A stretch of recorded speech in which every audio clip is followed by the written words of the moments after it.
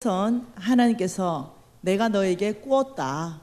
그리고 내가 너의 선행을 갚아주겠다. 이렇게 말씀하시는 거예요. 하늘은행은 몇 군데가 있는가? 자, 하늘은행입니다. 하늘은행. 주님께서는 주라 이랬어요.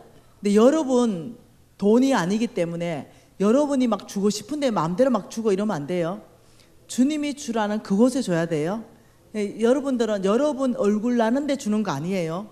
많은 사람들은 돈을 쓰는데 자기를 위해서 씁니다. 자기 얼굴 나고 자기 위신 생기고 이러는 거.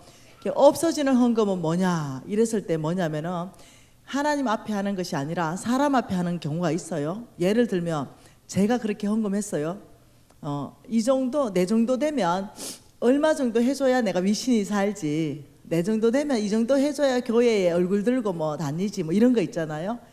모든 게 어떠냐면 하나님을 사모함으로 정말 하나님 나라 확장하는 데 기대를 가지고 이렇게 하는 게 아니에요. 모든 것을 뭐 어떠냐면 뭐 내 옷 사입듯이 내 위신 차리는 거 이렇게 하는 게 아니라는 거죠.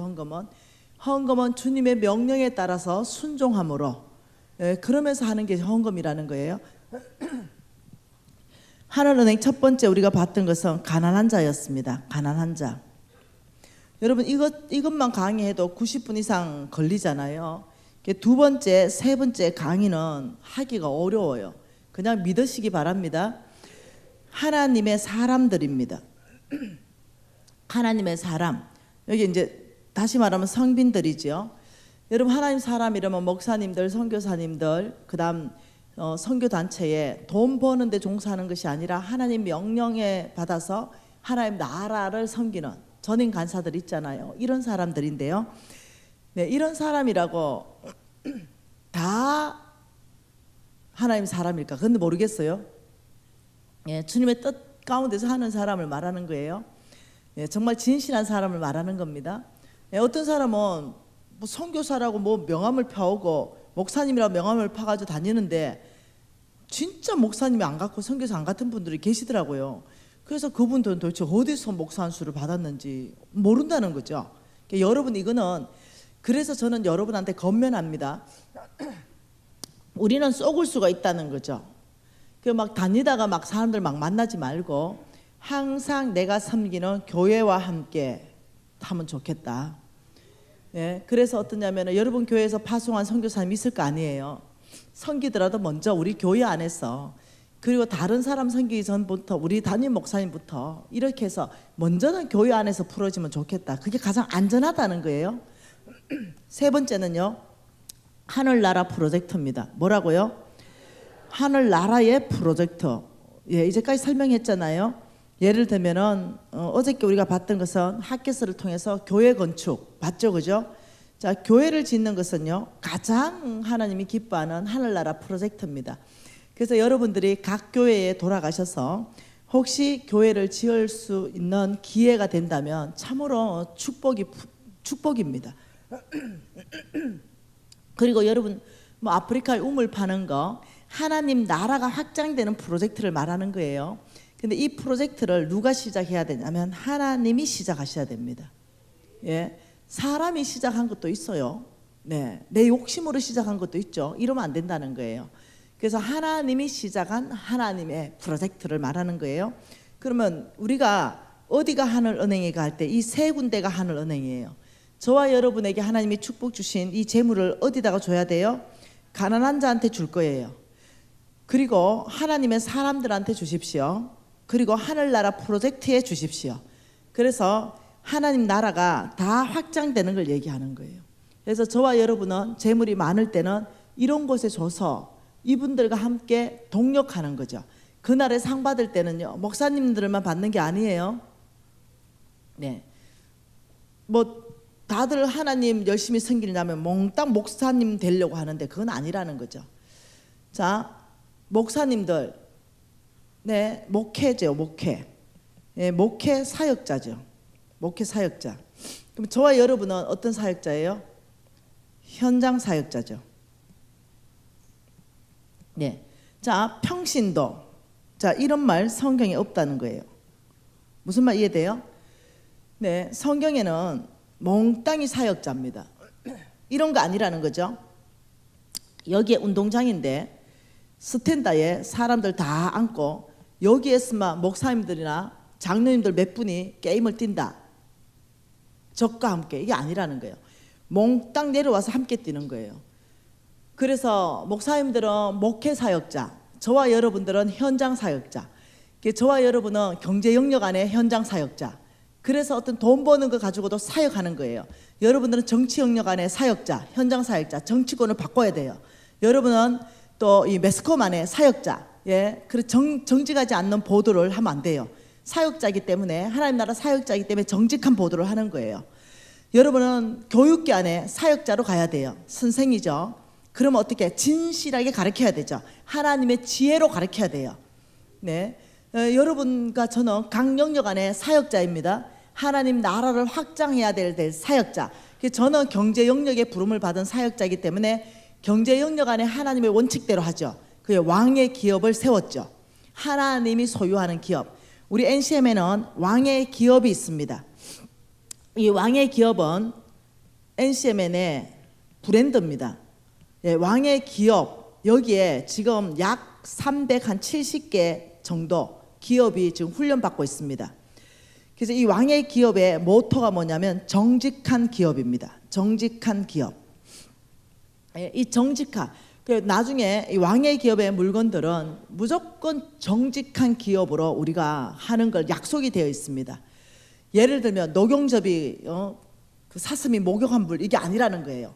진짜로 사람이 유익할 수 있는 만큼의 녹용이 들어가는 걸 팔겠다는 거죠. 예를 들면. 그래서 이 기업들의 목표는 최하입니다. 51%는 하나님께 준다. 이게 최하입니다. 그리고 49%는 우리가 옛날에 49%를 가지고 훨씬 옛날에 100% 썼는 것보다 더 부유하게 산다. 목표예요. 이게 1차 목표입니다. 그리고 우리 목표는 90% 하나님 나라에 흘러보낸다. 이걸 목표로 삼고 있습니다. 그리고 10% 가지고 우리는 빌딩도 소유한다. 우리는 10% 가지고 벤처 탄다. 우리는 10% 가지고도 다른 사람보다 훨씬 부유하게 산다. 이게 목표입니다. 네, 아까 전에 말했던 우리 이쁜 재성도 이거 목표입니다. 간사님, 저 90% 하나님 나라 내놓고 10% 가지고 간사님처럼 멋지게 벤처 탈 겁니다. 오케이. 예, 우리 그렇게 살자. 근데 저 친구는 능히 해낼 수 있는 친구예요. 왕의 기업 안에 소속돼 있죠. 다시 말하면 저는 네, 이 정치권 안에 그렇게 사역자로 여러분들이 들어가기를 원합니다. 네. 그래서 왕의 기업에서는 왕의 은행을 만들었죠. 뭘 만들었어요? 왕의 은행을 만들었죠. 여기 돈 많아요. 그래서 왕의 기업 안에 있는 사람들을 왕의 은행에서 대출해 주죠. 무이자로. 그래서 서로 세워주죠. 그렇게 해서 성공시키려고 애를 쓰고 있습니다. 그러니까 또 왕의 은행에 대출 받겠다는 사람이 전국적으로 연락이 와가지고 아무나 대출되는 게 아니고 왕의 기업 안에 있는 사람들, 회원들한테만 대출되는 거예요. 네. 근데 이게 나중에는 확대를 하기를 원합니다. 일반인 사람들에게도 재정학교 마치고 진짜 살아내는 사람들한테. 그런데 지금은요, 여기 왕의 기업 회원들 상대로 왕의 은행에 지금 있습니다. 사역자이기 때문에 그렇습니다. 자, 분명히 이제 헌금농사 어디가 농사법의 헌금인가 이랬을 때 우리는 세 군데를 봤습니다. 가난한 자한테 주는 것이 농사법이다. 하나님의 사람들, 목사님들, 선교사님들한테 주는 것이 농사법이다. 하늘나라 프로젝트에 주는 것이 농사법이다. 그러면 기준점은 뭔가? 기준점. 얼마만큼 줘야 되는가? 어떤 이런 기준점을 한번 성경 안에서 보고 싶습니다. 자, 우리는 지금 어디까지 봤어요? 고린도후서 8장 9장을 보고 있는데요. 다시 보십시다. 고린도후서 9장 9절까지 봤습니다. 이제 고린도후서 9장 10절 볼 차례입니다. 같이 10절 같이 읽을게요. 심는 자에게는 씨와 먹을 양식을 주시는 이가 너의 심을 것을 줘서 풍성하게 하시고 너의 의의 열매를 더하게 하신다. 자, 심는 자 이렇게 말했습니다. 심는 자에게는 씨 뿌라서 이 먹을 양식을 주시는 하나님이 이렇게 말했어요.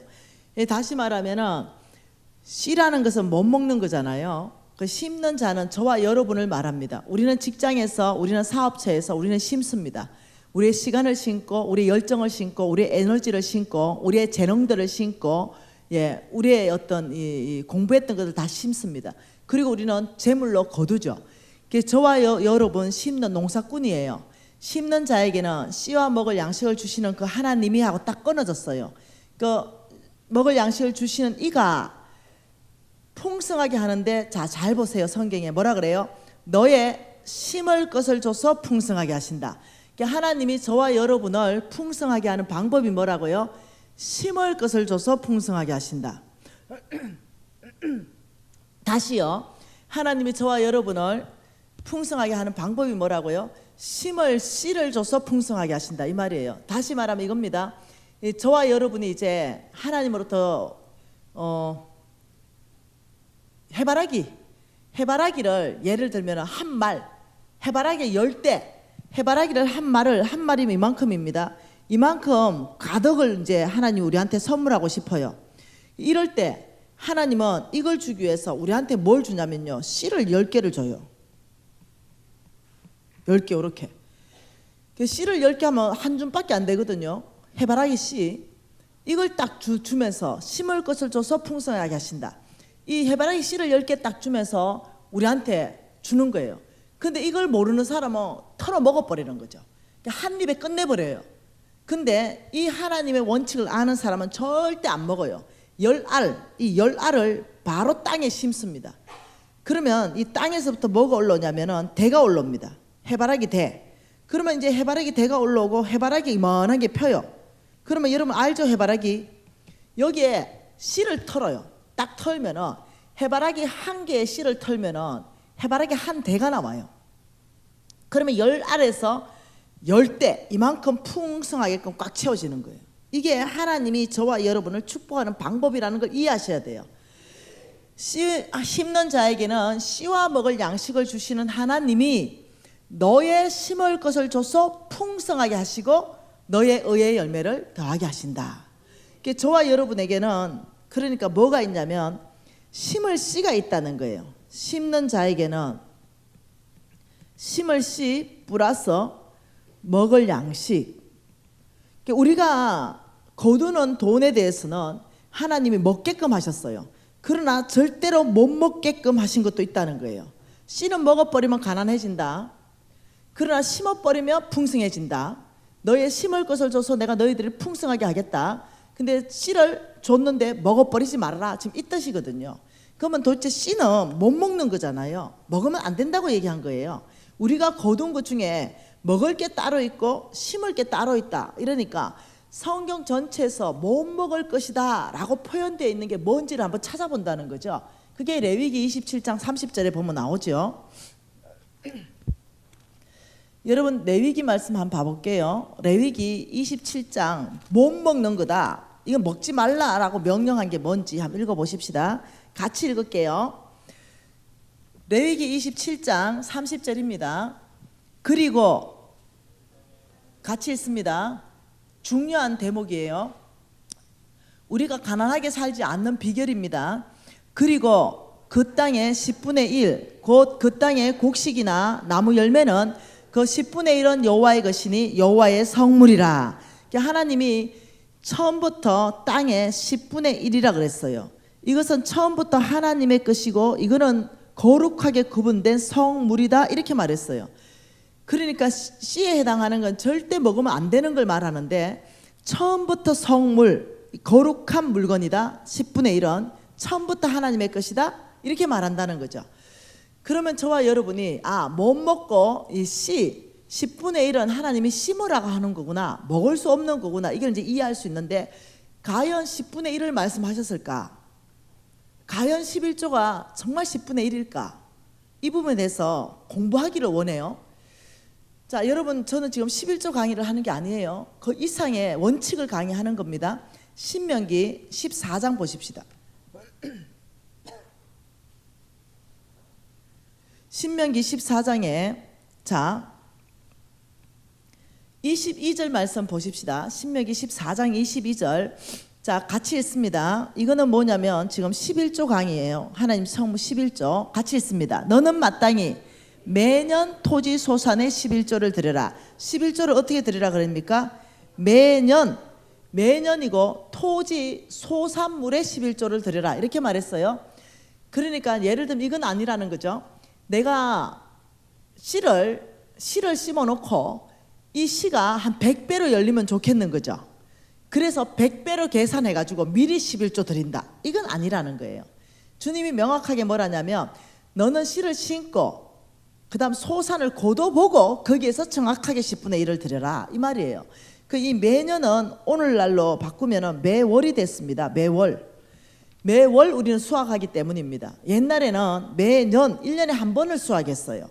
그게 매월 뭐냐?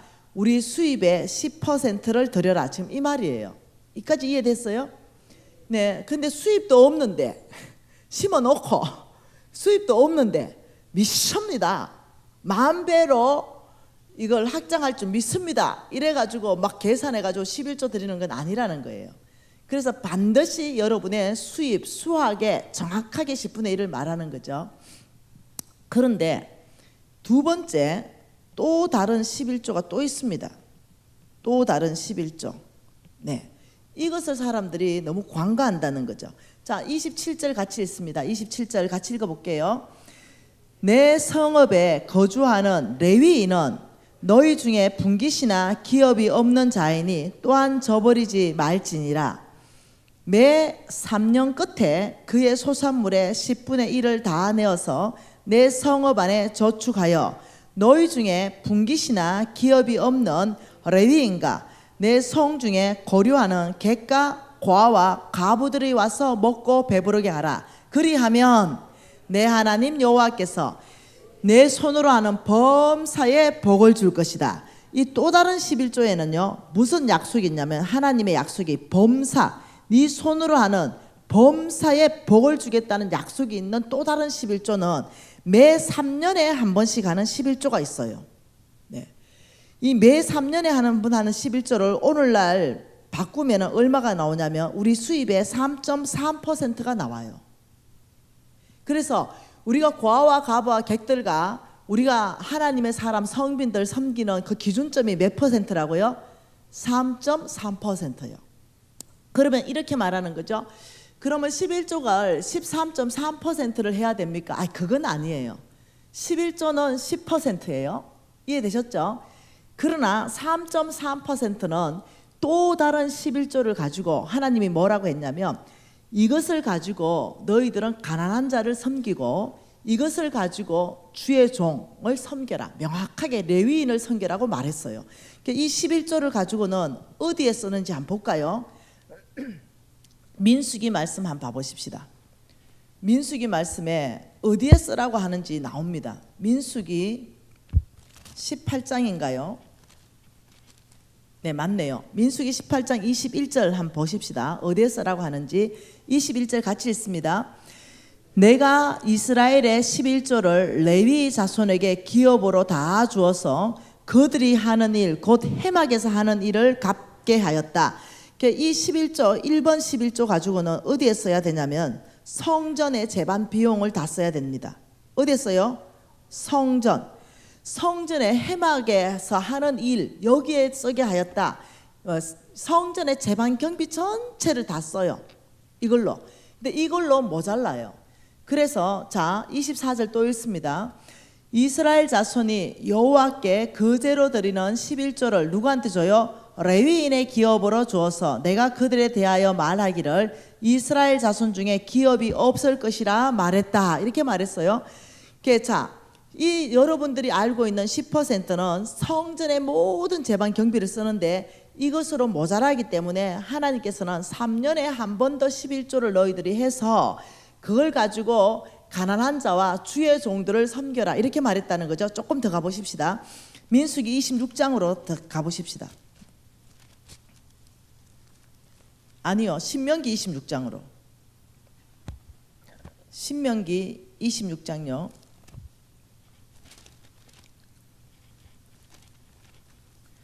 신명기 26장 12절 또 읽어보십시다.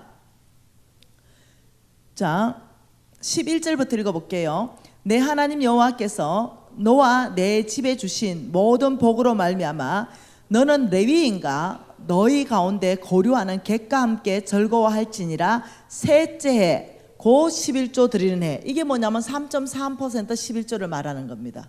매 3년에 한 번 드리는 11조를 말해요. 셋째 곧 11조 드리는 해에 내 모든 소산의 11조 내기를 마친 후에 그것을 3.3% 11조 3년에 한 번 드리는 11조를 누구한테 주라고요? 레위인과 객과 과와 가부에게 주어서 내 성읍 안에서 먹고 배부르게 하라.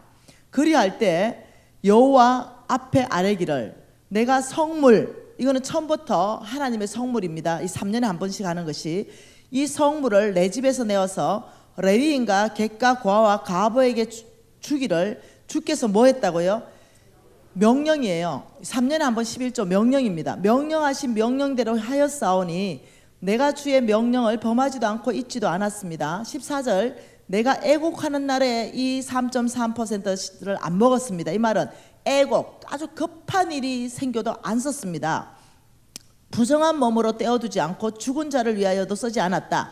이 3.3% 11조 용도를, 사용 용도를 변경하지 않았습니다. 내 하나님 여호와의 말씀을 청종하고 주께서 내게 명령하신 대로 3년에 한 번씩 11조 하라는 이 명령하신 대로 내가 다 준행했습니다. 그러니 원하건대 주의 거룩한 처소 하늘에서 보시고, 왜? 네가 하는 범사의 복을 주겠다 약속하셨기 때문에 보시고 주의 백성 이스라엘에게 복을 주시고 우리 조상에게 젖과 꿀이 흐르는 땅에 복을 내리소서 할지니라. 너희들이 먼저 해야 되는 것은 3년에 한 번씩 하는 이 11조를 먼저 하고 그 다음에 내가 너희들에게 범사의 복을 주겠다 약속하였으니 먼저 하고 나한테 너희들이 아뢰기를 주님 범사의 복을 준다 했으니 복 주십시오. 이렇게 순서를 해라. 지금 이 얘기예요. 근데 실질적으로 여러분 이거 다 하고 계시죠? 실질적으로 여러분 구제헌금 통장 있죠? 구제헌금. 이것이 사실은 구제헌금 이런 통장을 구제헌금 이렇게 하니까 약해요. 저는 좀 바꾸면 좋겠어요. 또 다른 11조 3.3% 이렇게 해서 헌금 봉투를 바꾸고 그 밑에 구제헌금 이렇게 하면 난 좋겠다 생각이 드는 거죠. 이것은 해도 되고 안 해도 되는 게 아니라 이거는 무조건 의무적이라는 거예요. 그럼 여러분이 예를 들어서 기도하다가 너무 가난한 사람들이 있는 거죠. 그래서 그 사람들한테 여러분들이 예를 들면 2만 원을 줬어요. 그러면 그게 뭐냐면 3.3%의 11조 안에서 2만 원 줄 수 있다는 거예요. 이해되셨어요?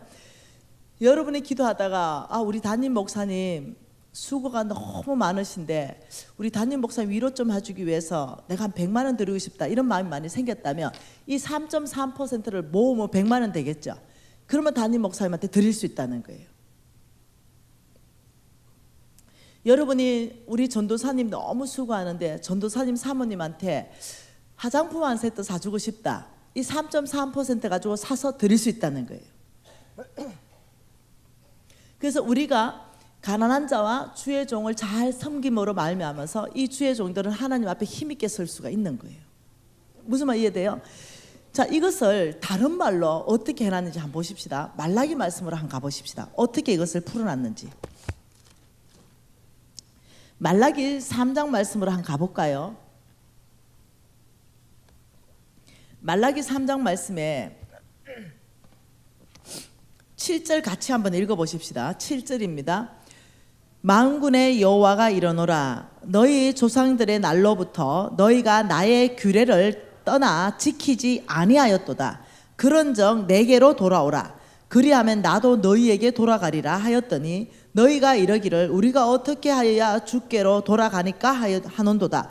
야, 나에게 좀 돌아오라. 나에게 돌아오라. 너희가 나를 떠났다.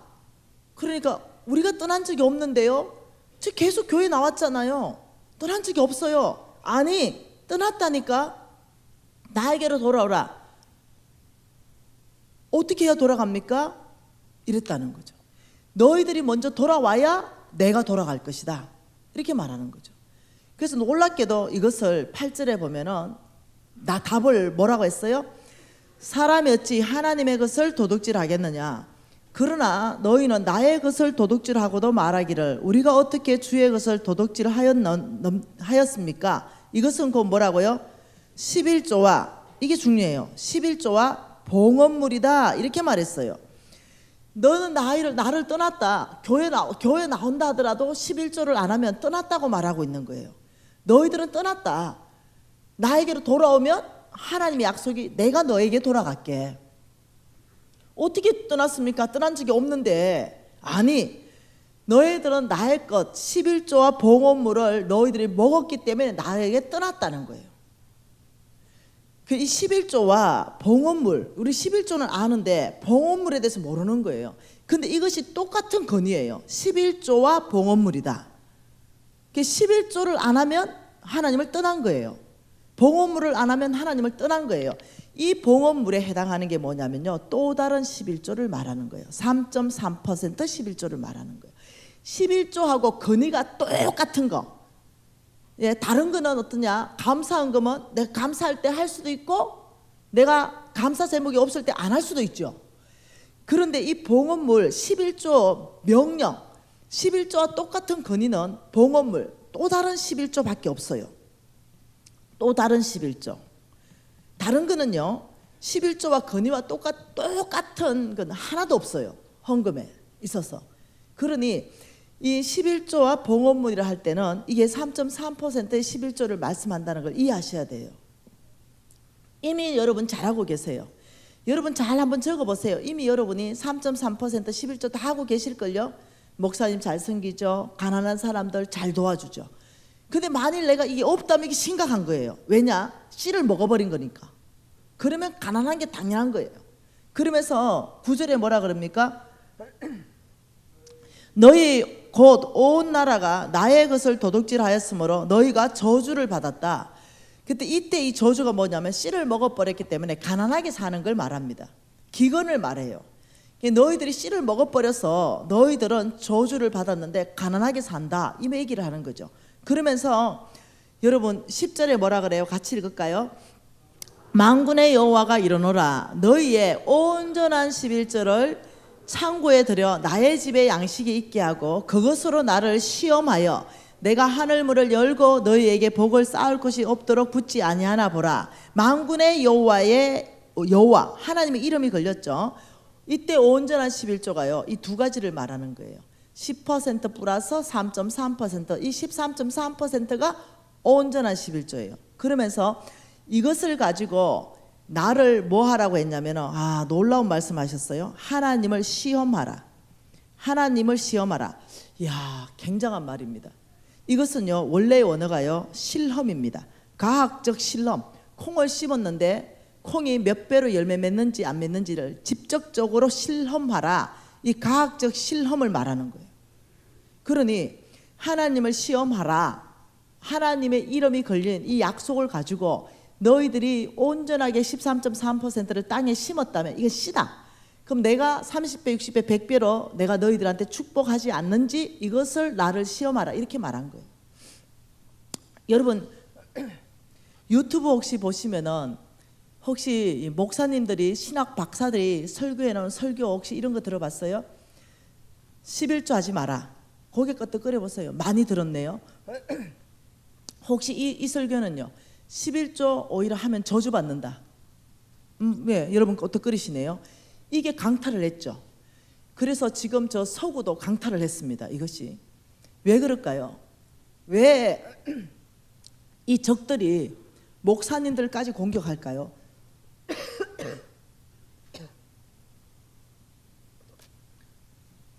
여러분 목사님들은 적들에게 안 넘어갈까요? 넘어갈 수 있죠. 신학 박사도 넘어갈 수 있죠. 왜냐하면 이 적들은 예수님까지 공격했어요.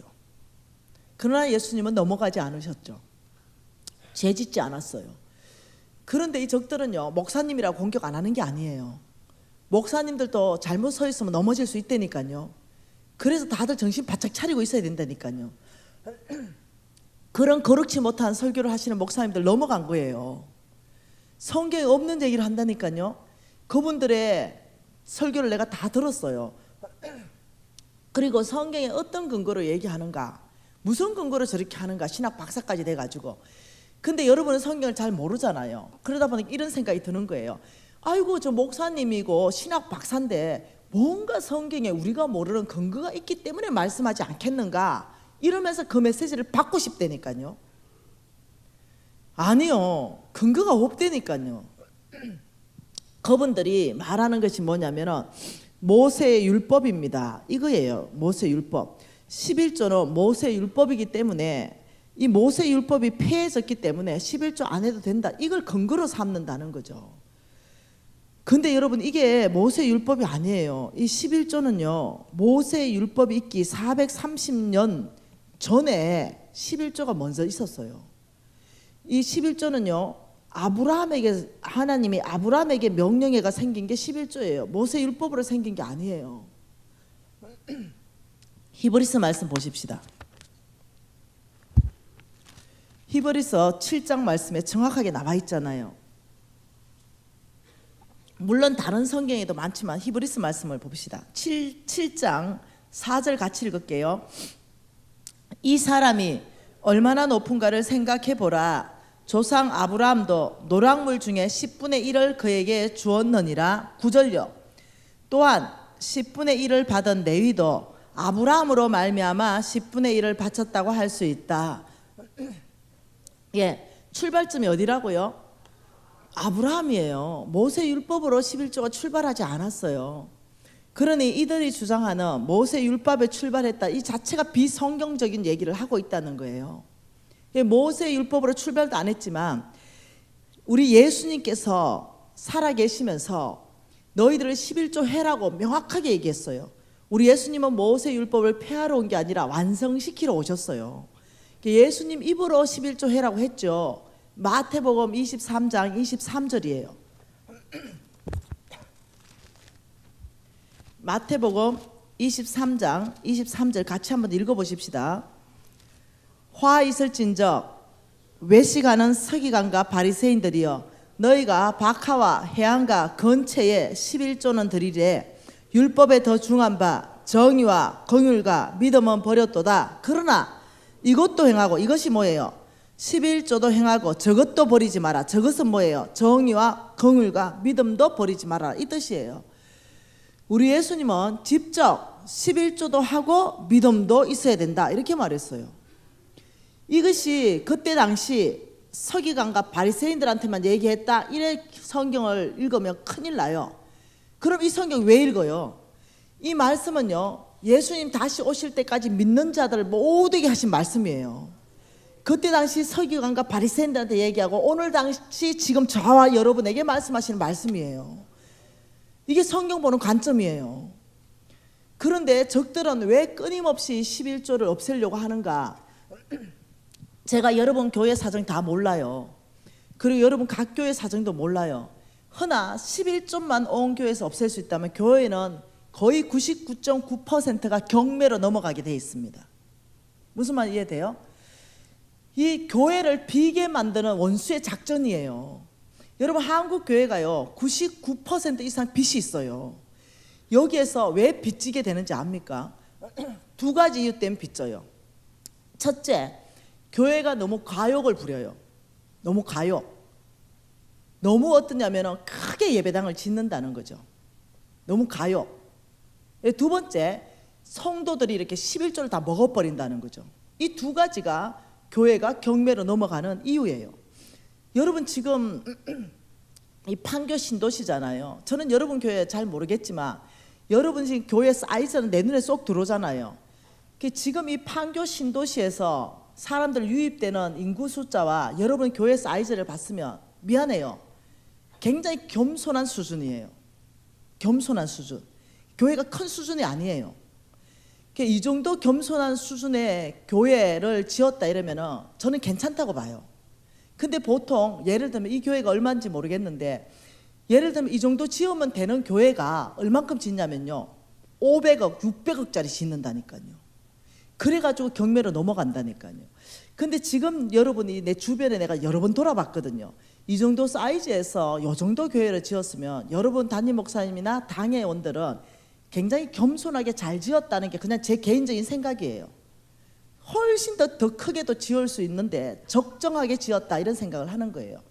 교회가 적정하게 지었는데 교회가 어렵다 이러면은 그 안에 무슨 문제가 있냐면은 그 안에 교인들의 문제가 있어요.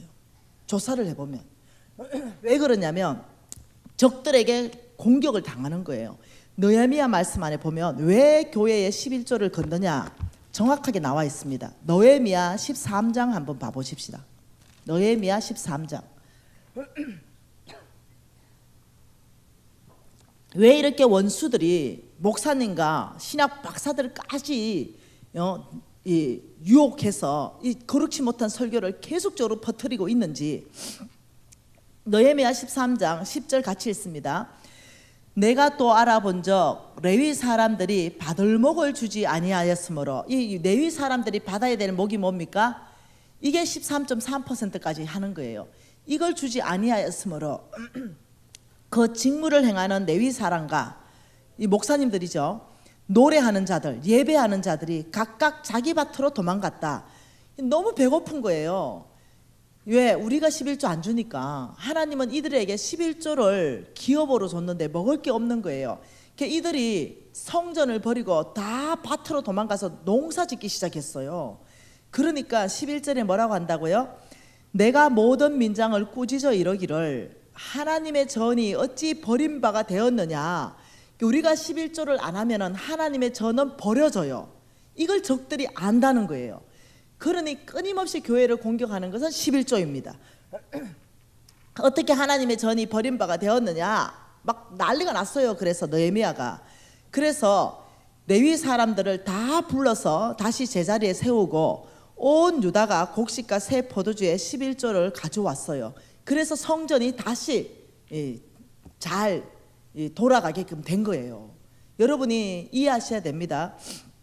내가 이 11조를 먹어버리면 씨를 먹었기 때문에 내가 가난해지고 내가 교회까지 가난하게 만들어요.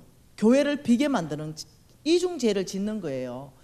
그리고 내가 11조를 하게 되면 이거는 심는 게 되기 때문에 하나님께서는 심을 실어줬기 때문에 내가 너를 축복하는데 하늘 문을 열고 축복하는 걸 시험하라.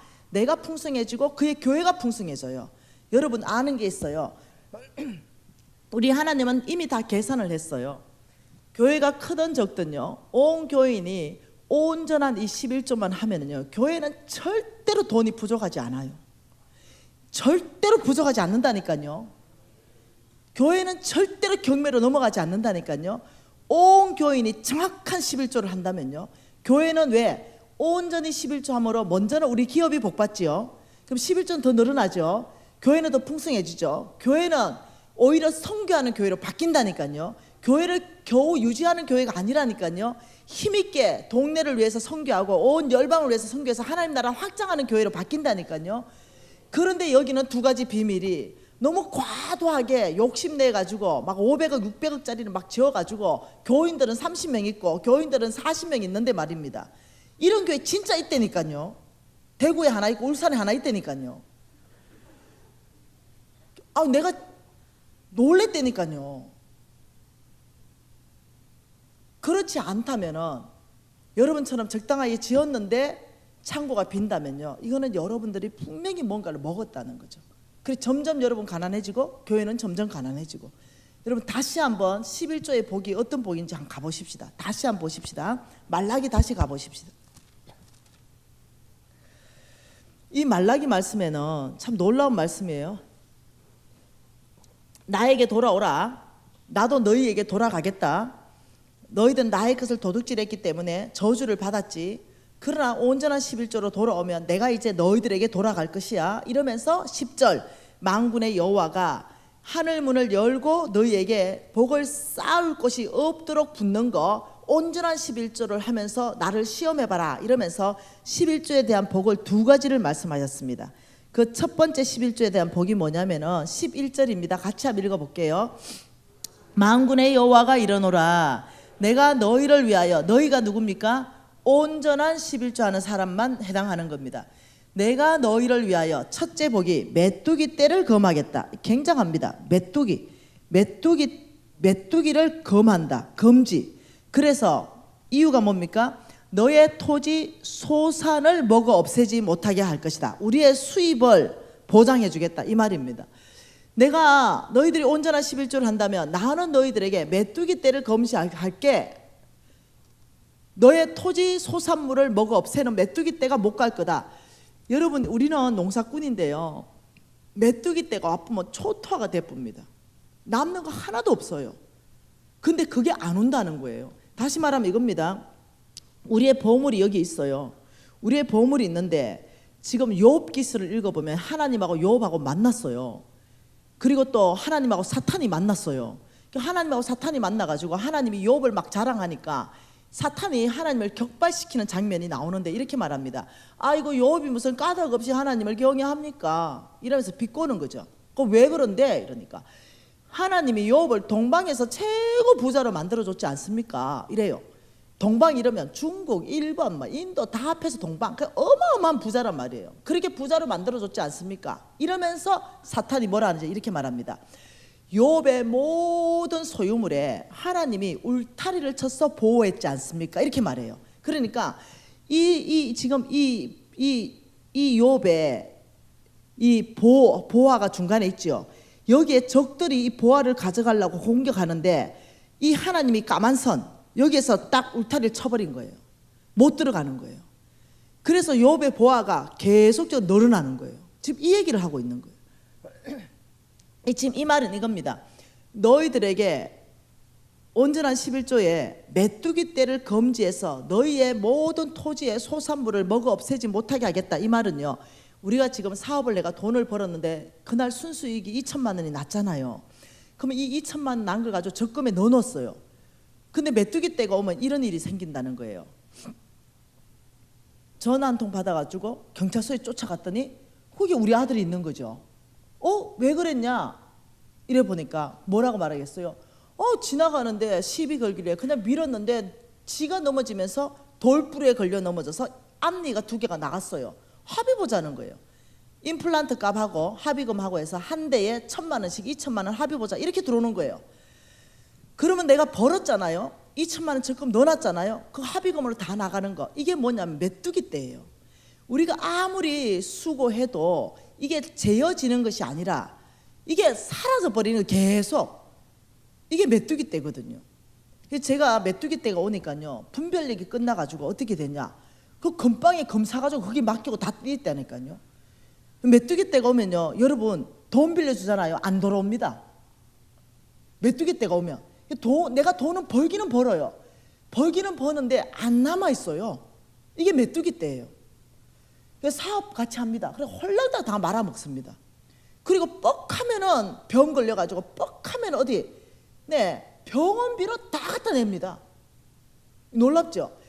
하나님이 말씀하는 거는 11조의 복은 뭐냐, 너희들의 토지 소산물 수입에 절대로 메뚜기 떼가 안 온다.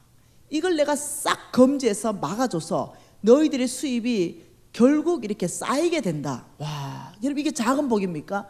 대부분 사업을 하는데 돈 벌어요. 근데 웬만해 가지고는 사업이 확장 잘 안 됩니다. 사업 확장하면 빚이 확장 더 돼요. 왜? 그 안에 메뚜기 떼가 있어요. 여러분 이 세상에는요, 적들이 메뚜기 떼입니다. 우리가 부자 되기를 원치 않습니다. 우리가 부자 될 때는요, 하나님이 우리의 토지 소산물에 메뚜기 떼를 금지해줘야만 그때부터 부자가 됩니다. 그때부터 돈이 모여져요. 근데 하나님이 놀랍게도 이런 복은 누구한테만 주냐? 온전한 11조 하는 사람한테 주겠다 이렇게 말하니 이게 보통 일이 아니라는 거예요. 여러분 가난하게 됐을 때 생각해봐요. 11조 먹어도 부자가 되는지 생각해봐요. 안 돼요. 어느 순간 날아갑니다. 그러면서 두 번째 또 축복을 하나님 말씀했어요. 이 두 번째 복을 하나님 뭐라고 했냐면, 너의 밭에 포도나무 열매가 기한 전에 떨어지지 않게 하겠다. 자, 두 번째 복이 뭐라고요? 포도 열매, 이것이 기한 따기 전에 절대로 안 떨어진다. 이 말이 무슨 말이냐면, 저와 여러분이 농사 지었잖아요. 그 포도가 주릉주릉 열렸는데 태풍이 불은 거죠. 그래가지고 포도 딸 바로 그 시점에 태풍이 불어가지고 온 밭에 포도 농사에 포도가 다 떨어졌는데 우리 밭에 가보니까 어머, 하나님이 다 붙들고 계신 거예요. 하나도 안 떨어졌어. 바로 이 말이에요. 옆집에 다 떨어져 뿌고 없어. 근데 우리 포도는 그대로 있다. 하나님이 이걸 약속하는 거죠. 이 말은 무슨 말이냐면 아이가 엄마 이번에 대학 등록금 500만 원 나왔어요. 야 걱정도 하지 말아라. 야 포도 농사 오늘 잘 됐다 하고 포도 따러 갔는데 포도가 다 떨어져 뿌고 없는 거야. 이것이 결핍이거든요. 근데 포도가 그대로 있어. 포도나무 열매가 네가 따기 전에 너가 필요할 때 공급되기 전에 절대로 땅에 떨어지지 않는다. 이 말은 너의 필요 가운데 반드시 공급이 결핍이 일어나지 않을 것이다. 너가 만일 온전한 11조만 했다면 만일 어느 회사에 다니다가 회사에 잘렸다. 뭐가 혹시 뭐 회사가 없어졌다. 그러면 수입이 없잖아요. 걱정하지 말아라. 온전한 11조만 했다면 내가 다른 회사의 문을 열어줄 것이다. 온전한 11조만 했다면 내가 이때 사업체를 열어줄 것이다. 이때 내가 까마귀를 보내서라도 애 등록금 500만 원 줄 것이다. 근데 그걸 뭐라고 얘기했냐면 하나님은 온전한 11조로 내 집에 양식이 있게 하라. 이걸 가지고 이 두 가지 축복을 한 거예요. 그 걱정할 게 없어요. 여러분이 하나님은 누구시냐? 이분은요 완벽하게 선하시고 이분은 거짓말하지 않으세요. 이분 전능자이시죠. 어떻게 공급한다 걱정도 하지 마세요. 하나님이 만군의 여호와가 이르노라를 11조 말하면서 10절에도 만군의 여호와가 이르노라, 11절에도 만군의 여호와가 이르노라, 12절도 만군의 여호와의 말이나 한 절 한 절마다 하나님이 인장을 찍었어요. 당신 이름으로. 그러면서 너희들의 결과는 12절처럼 난다. 12절이 뭐예요? 너희 땅이 아름다워짐으로 모든 이방인들이 너희를 복되다 하리라. 만군의 여호와의 말이니라. 결과는 온전한 11조 한 사람의 결과는 땅이 너무 아름다워진다. 여러분 땅이 아름답다는 말은 뭐냐면 풍성한 수확을 말하는 거예요. 이방인들 예수 안 믿는 사람들도 너희들 보니까 야 예수 안 믿는 이방인들도 너희들 땅에 그 엄청난 수확 소산물 사업 잘 되고 우환 없고 자식 잘 되고 남편 잘 되고 점점 재산은 불어나고 보면서 야, 저 사람들은 진짜 예수 잘 믿고 땅이 너무 아름답다. 와, 저 사람들 참 복된 삶을 사는구나. 안 믿는 사람도 안다는 거예요. 이게 너희들의 결과가 될 것이다. 아, 여러분 제가요 왕의 제정 1을 쓸 때 하나님이 말씀하셨어요. 쓰라고 해서 썼습니다. 네 왕의 제정 1 이걸 읽을 때 불신자와 낙심자들이 죽게 돌아올 것이다 이랬거든요. 근데 실질적으로 막 돌아온 거예요. 제가 대구 순복음교회에 한 3,000명 모이잖아요. 그 집회할 때 보살님들이 30명 내려왔다니까요. 그러니까 당회실에서 차 한잔하는데 다 보살로 꽉 찼다니까요. 토론토 보살, 미얀마 보살, 저 803 보살, 뭐 저기 설악산 보살, 뭐 가야산 보살, 이 보살들이 막 죽게로 막 돌아온 거예요. 그리고 이번에 보살들 간정 왕의 투에 넣어놨어요. 그래서 내가 한 번은 보살들 모았잖아요. 그래서 죽게로 돌아온 보살을 나는 이렇게 부릅니다. 이모, 토론토 이모, 미얀마 이모, 가야산 이모, 설악산 이모, 803 이모, 다 절 섬겼던 그 이름을 붙여가지고 이모들 도대체 어째가지고 죽게 돌아왔나 이러니까 놀라운 말을 하는 거예요. 그 보살들이. 간사님 사실은요 우리는 너무 두렵고 불안한 삶을 살았어요. 왜요? 이러니까 이 어떤 기준점이 없다는 거죠. 그래서 부처님께 바치고 부처님께 또 바치고 빌고 또 빌고 뭔가 이러면은 이런다는 거죠. 삼재가 껴서 이런다는 거예요. 그래가지고 너무 불안해가지고 또 막 이렇게 1,000만 원짜리 부적을 쓴대요. 금방 붙여가지고 그러면 그런 부적을 가지고 이게 가슴 앞에 넣고 또 이 베개 밑에 넣고 이렇게 산대요. 그래가 삼재가 지나가냐 이러면 물 조심해라 또 이런다는 거예요. 불 조심하라 이런데 그럼 너무 불안해가 또 구슬한다는 거예요. 그리고 또 정성이 또 뭐 해가지고 또 뭐 물 떠놓고 이래 한다는 거죠. 늘 어떤 불안한 삶을 살았는데 그 자기 아는 사람이 그 내 재정책을 줬다는 거예요. 그러면서 이거 예수 믿는 얘기가 아니고 돈 버는 얘기니까 한번 읽어봐라 이래가 너무 재밌더래요. 그러면서 유튜브 들어봐라 이러면서 또 주더래요. 너무 재밌더라는 거예요. 그런데 딱 들으면서 한 가지 깨달아진 게 있다요. 뭔데 이러니까 부처 위에 진짜 신이 있다는 걸 알았다는 거예요. 태양계를 넘어서 은하계를 넘어서 우주를 창조하신 이 신이 있다 소리 듣고 깜짝 놀랐다는 거예요. 처음 들었다는 거예요. 그러면 내가 부처를 믿어야 되나 진짜 참 신을 믿어야 되나 여기 고민이 빠졌다는 거예요. 그리고 두 번째로 은혜 받은 게 있다는 거예요. 그게 뭐냐면 11조라는 거예요. 그럼 혹시 나는 그게 그 사람들이 불편할 줄 알았거든요. 근데 이 사람들이 이렇게 말하는 거죠. 우리는 기준점이 없어가지고 다 갖다 댄다는 거예요. 근데 너네들은 정확한 기준점이 있네. 딱 11조. 너무 편하겠다 이러시는 거예요. 기준점이 있으니까. 그리고 나머지는 다 써도 되지 않냐. 내가 맞다 이랬어요. 그러니 복 받을 수밖에 없겠다는 거예요. 편하고 전능자가 보호하시고 딱 11조만 하면 되고 그리고 감사 조건 있으면 감사한 것만 하면 되고 너무 기독교 믿는 게 편한데 와 니는 마지막 클라이막스에 11조 강의할 때마다 목에 그래 핏대를 올리노 이제 이 말을 하는 거죠. 간사님 이렇게 편하고 이런 하나님을 섬기면서도 11조 안 하는 크리스찬들이 있습니까? 묻는 거예요. 보살들이 모여가지고 내가 너무 쪽팔려가지고 아마 없을 것 같아요 이렇게 했어요. 보살들은 이해를 못해요. 뭔 해야 되죠? 여러분 교회가 잘 되려면 보살들을 전도를 많이 해. 네, 이들은 100% 11조예요. 네. 여러분 교회가 돌파할 수 있는 두 가지 원칙이 뭔지 압니까? 교회가 돌파할 수 있는 두 가지 원칙. 빌립보서 말씀 보십시다.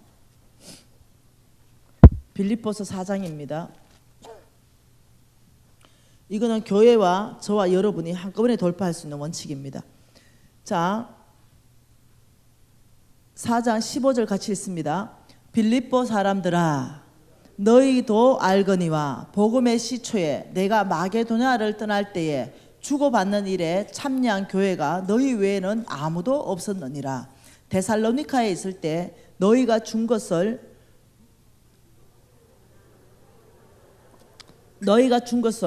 한 번뿐 아니라 뭐라고요? 두 번이나 나의 쓸 것을 보내었다. 자, 여기 좀 보십시다. 지금 이 말입니다. 여기에 하나님이 계시고요. 여기에 지금 하나님이 누구를 보내놨냐면 사도 바울을 보내놨어요. 사도 바울을 보내놓고 여기에 누구를 쓰냐면 빌립보 교인, 마게도냐 교인들입니다.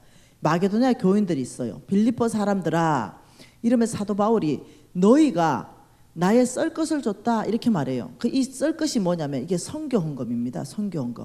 너희가 나에게 선교 헌금 보냈다. 그러니 내가 18절 같이 있습니다. 내게는 모든 것이 있고 또 풍부한지라 에바브로디도 편으로 너희가 준 것을 받았으므로 선교 헌금을 받았으므로 내가 풍족하니 이는 선교 헌금은 받으실 만한 한기로운 재물이요. 놀라운 편이에요. 예, 선교 헌금을 분명히 받았는데 지금 사도 바울이 이렇게 말합니다. 너희가 준 거 그거 선교 헌금이거든요. 이 선교 헌금을 뭘로 표현했냐면 이것은 하나님이 받으실 만한 향기로운 재물이다. 향기로운 재물이요. 이 첫 번째고요. 두 번째는 뭐라냐면 하나님을 기쁘시게 했다. 이렇게 말했어요. 자, 지금 희한한 말을 쓰고 있습니다. 너희들의 선교 헌금을 내가 받았는데 이것은 향기로운 재물이 되었고 하나님을 기쁘게 했다. 이 도대체 무슨 말을 하는 거예요? 이 말을 이해하려면 여러분들이 뭘 이해해야 되냐면 노마서 말씀을 이해해야 돼요. 여러분 계시록 말씀에 5절에 보면 5장에 이런 말씀이 있습니다. 예수가 일찍이 죽임을 당한 이유는 너희들을 피로 값주고 사서 하나님 앞에 제사장 되게 하기 위해서다. 이런 말이 있어요. 그러니까 예수가 일찍이 죽임 당한 이유 자체가 뭐냐면은 하나님 앞에 우리를 제사장 직분으로 만들어주기 위해서다 이 말이에요. 그래서 베드로전서 2장 9절에는 너희들은 왕같은 제사장이요 그의 소유된 백성이다 이렇게 말하는 거예요. 우리는 지금 예수의 피 때문에 제사장이 됐은 거예요. 저와 여러분의 신분이 뭐라고요? 이게 제사장이에요. 누구 때문에? 예수 때문에요.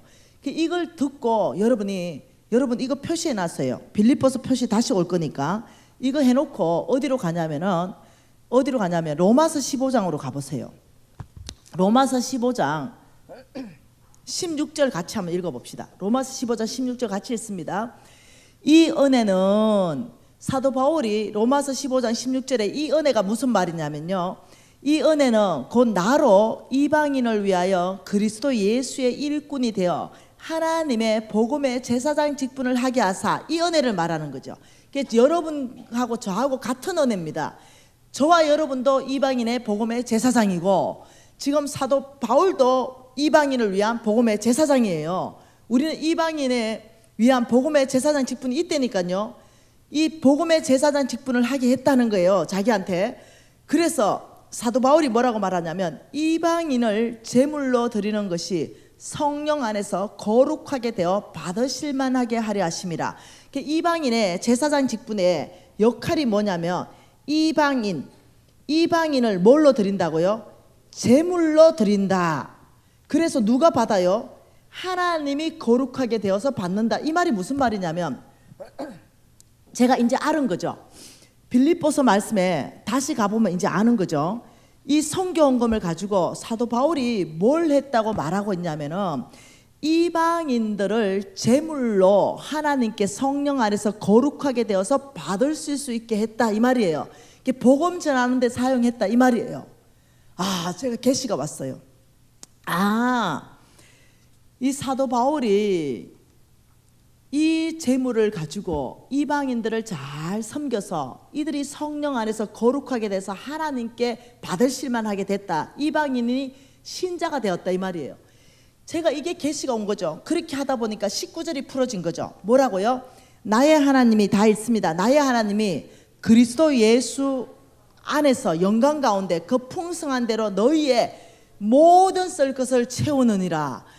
이거 밥 잘 보세요. 지금 하나님은, 지금 이 교인들은 누구를 채웠어요? 빌립보 사람들은 사도 바울을 채웠어요. 사도 바울에게 선거헌금 줬어요. 그러니까 나의 하나님은 그리스도 예수 안에서 그 풍성한 대로 너희들의 모든 필요를 채울 것이다. 그러니까 하나님은 이쪽으로 돈을 주고 이 사람들은 이쪽으로 돈을 주는 거예요. 이게 돈의 흐름이에요. 나의 하나님이 그리스도 예수 안에 그 풍성한 대로 너희들이 선거헌금 했기 때문에, 그 선거헌금은 이방인을 제물로 하나님께 바쳐졌기 때문에, 나의 하나님은 그리스도 예수 안에서 너희들의 모든 필요를 채워줄 것이다. 하나님이 우리의 필요를 채우고 우리는 성빈들의 필요를 채우고, 이렇게 되는 거예요. 돈이 흘러가는 거예요. 제가 알았어요. 하나님께 복받는 비결을 알았죠. 그래서 제가 어느 날 돈을 가지고 이방인을 사야 되겠다. 내가 제사장인데, 여러분 제사장은요 빈손으로 절대로 예배 앞에 못 나옵니다. 이게 원칙이에요. 그래서 여러분 11조를 만일 한다 하더라도요, 주일 헌금은 반드시 해야 돼요. 이건 속전세에 해당해요. 1,000원을 해도 되는데 무조건 해야 돼요. 빈손으로 못 나와요. 어떤 사람은 11조 하면 주일 헌금 안 하잖아요. 그게 아니에요. 무조건 주일 헌금은 뱃속에 있는 것까지부터 다 해야 돼요. 이게 제사장 직분이 할 수 있는, 하나님 앞에 예배하러 갈 수 있는 제물이에요. 그게 이해되셨나요? 저는 하나님을 기쁘게 춤추게 하는 예배자가 되고 싶었죠. 그래서 알아들었어요, 사도 바울 말을. 그래가 제가 명단 작성했어요. 우리 101호 아줌마 딱 적어놨죠. 이 아줌마를 데리고 내가 예배 드려야 되겠다.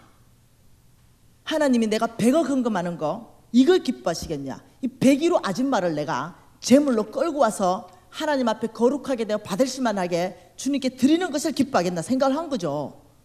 하나님은 한 영혼이 주께로 돌아오는 걸 천하보다 귀하게 여기니까, 그래 101호 아줌마 가는 노선을 다 파악을 했어요.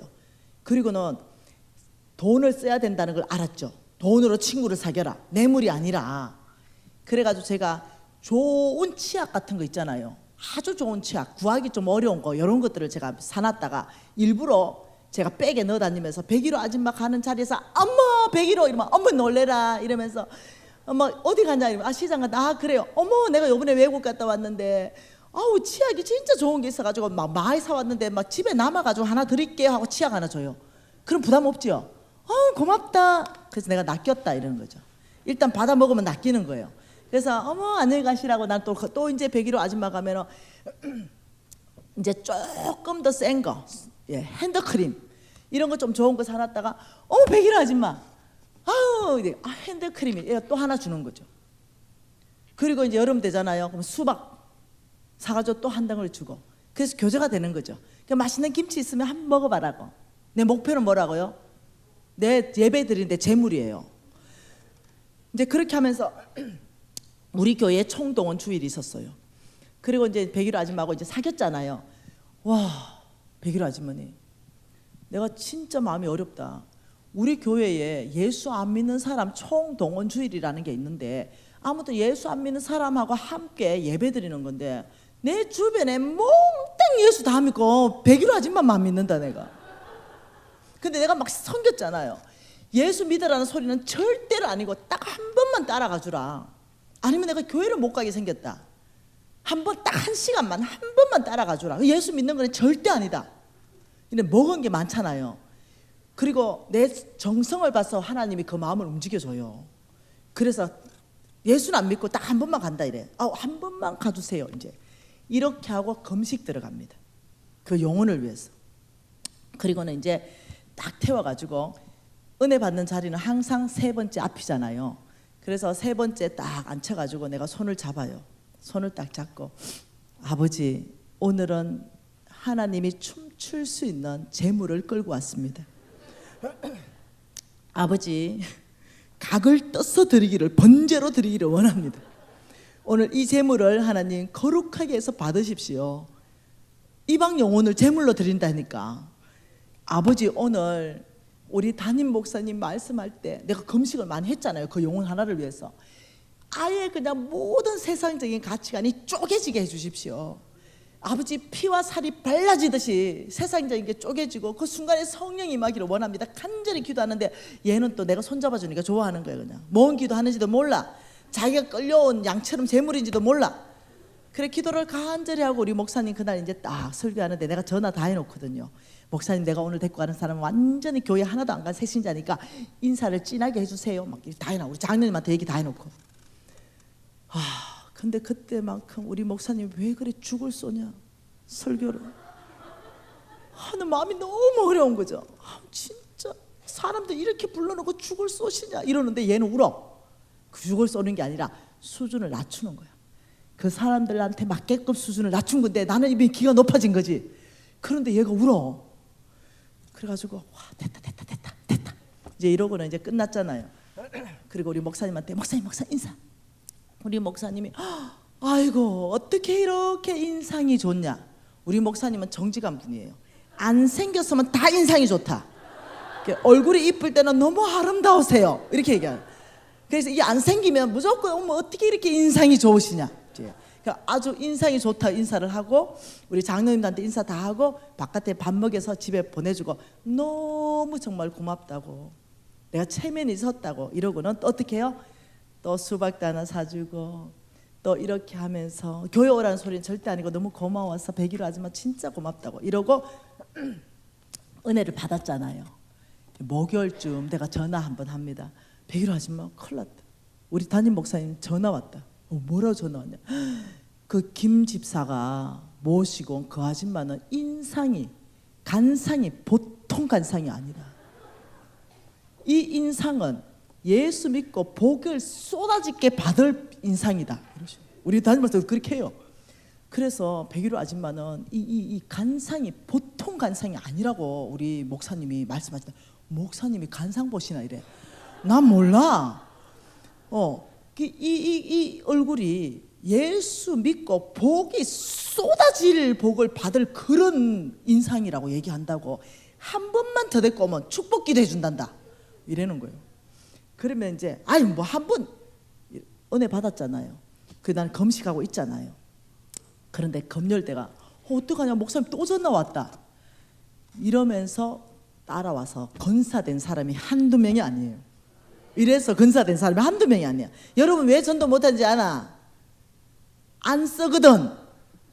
돈을 안 써. 그냥 매입을 하니 되나? 나는 쓴다고요. 하나님이 제물로 친구를 사귀어라.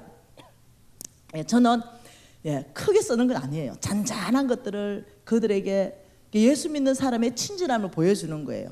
또 그들을 섬기고 집에 맛있는 거 있으면 한 접시 주고. 여러분 그래 해봐라. 안 딸려오는지. 지가 100이나 네, 딸려오지. 왜냐? 하나님의 은혜 베푼다니까요. 그렇게 섬기면. 네. 여러분 지금 이 말씀이 그거예요. 너희들이 준 그 성경금으로 그 이방인들을 내가 잘 섬겼다. 그리고 이 이방인이 성령 안에서 하나님께 거룩하게 받으실 만하게 되었다. 너희들이 준 그 성경금은 하나님께 향기로운 제물이 되었고 하나님을 너무나 기쁘시게 했다.